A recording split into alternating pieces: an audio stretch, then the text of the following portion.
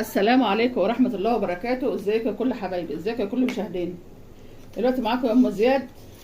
تاني يوم العيد، تاني يوم العيد عملت ايه لولادها؟ كشري. طبعا عشان المحل بدل ما ياكلوه بره، لما نعمله في بيتي اوفر لي حبايبي. فانتوا دلوقتي خليكم انا اوريكم انا عملت ايه. طبعا ان انا شوحت الرز اهوت، وهوريكم بقى الحاجه انا عاملاها ازاي.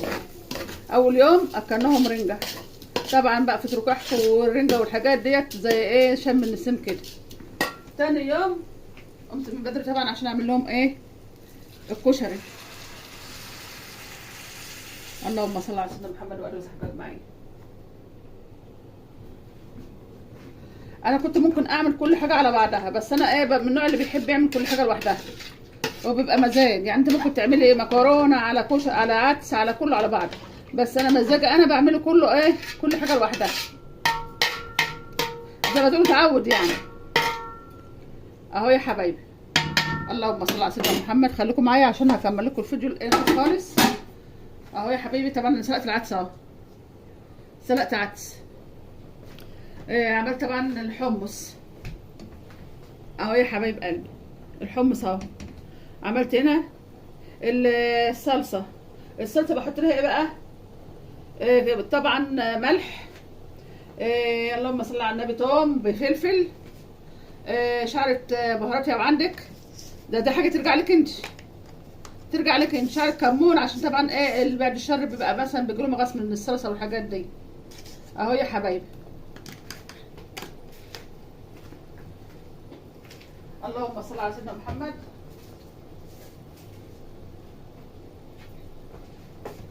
ده توم بفلفل اهو يا حبايبي، انا عاملاه بيديها طعم جميل بردك اهي.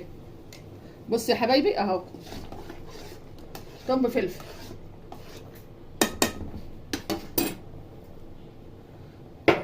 حتى ده فلفل توم اخضر، كان عندي فرماه اللي انا زرعها على السطح اهو. ونقطه خل، اكنك بتعملي الفته. بسم الله الرحمن الرحيم، اللهم صل على سيدنا محمد. اهو يا حبايبي، ومعلقه كمون طبعا احطها. طبعا احنا قلنا عشان اللي بعد الشر عنده القولون بيتعبوا من الحاجات دي، فاحنا بنعالج برضك يبقى نفسه في الحاجه وياكلها، نفسه في الحاجه وياكلها. اهو معلقه كمون حلوه اهيت بتحط عليه على حس ان اللي عنده اي حاجه بخصوص القولون. مش عايزه تحطي براحتك، دي حاجه ترجع لك انت. انا بحطه عشان مثلا تعبانه والكلام ده، انت وراحتك انت حبيبتي، تبع ظروفك وتبع حالك. وعامه انت عاوز تحطي ملح وفلفل بس حلو او رضا، ملح وتوم حلو او رضا، انت وظروفك حبيبتي تقضي. والله لو عملتيها على شويه مكرونه هتقضي لعيالك.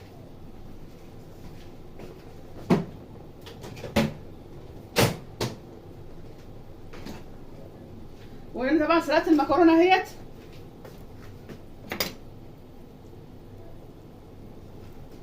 يا حبايبي انا سلقت المكرونه اهيت اهي لوحدها بردك. انا بحب بقى احبش الطبق كده منه لنفسه كده، يعني انا بحب ازوق بقى الطبق بدل ما احطه كله على بعضه. انا عندي مزاج ان انا اعمل كده، فخليكم معايا وانا ان شاء الله بغرفه وهوريكم بقى الحاجات اللي جار منه. دلوقتي يا حبايبي انا رجعت لكم بعد ما عملت الكشري اهو. انا وريتكم الكشري. طبعا احنا عملنا اول يوم الرنجه والفسيخ والسردين، بس انا ما صورتوش عشان كنت مصوركم قبل كده. فانا بقى دلوقتي عملت الكشري لهم تاني يوم العيد اهو يا حبايبي. عملت صلصه، عملت قوطه بدقه اللي هي الثوم والفلفل، وعملت طبعا خل وميه بتوم، ديت الدقه بتاعته اهي يا حبايبي. فانا حبيت اوريكم بقى اول تاني يوم العيد معلش عشان ملخبطه لسه في الشهر. فانا حبيت اوريكم بقى انا عملت تاني يوم العيد عشان برضك لما تشتروا الكلام ده عيلك يروح يجيب علبه من الشيء الفلاني تعمليه في البيت، اما تعمليه في البيت احسن. اهو يا حبايبي، وكل سنه وانتم طيبين يا حبايب قلبي. وانا حبيت اوريكم طبعا معايا الحلوين دول اللي لازقين لي بلزقه دول، محدش ياخدهم. جبت طبق بلاستيك جبت طبق بلاستيك ولا نقول لها طب انت جبت طبق بلاستيك؟ حد عنده طبق بلاستيك ياخد البت دي؟ طب يجيب لي وردايه وياخد دي. قال لا، هات لي وردايه وياخد دي. طب اعمل للناس بقى يلا باي باي، وقول لهم اعمل لايك لتيتا. اعملوا لايك لتيتا ازاي؟ ملك وياسين بقى لسه ماشيين وما رضوش يسجلهم عشان مستعجلين، فانا طلعت لكم بقى اللي ملزق دول معايا دول. وقول لهم كل سنه وانتم طيبين، يلا قول للناس كل سنه وانتم طيبين. وتعالوا كلوا معانا ولا انتوا بخله؟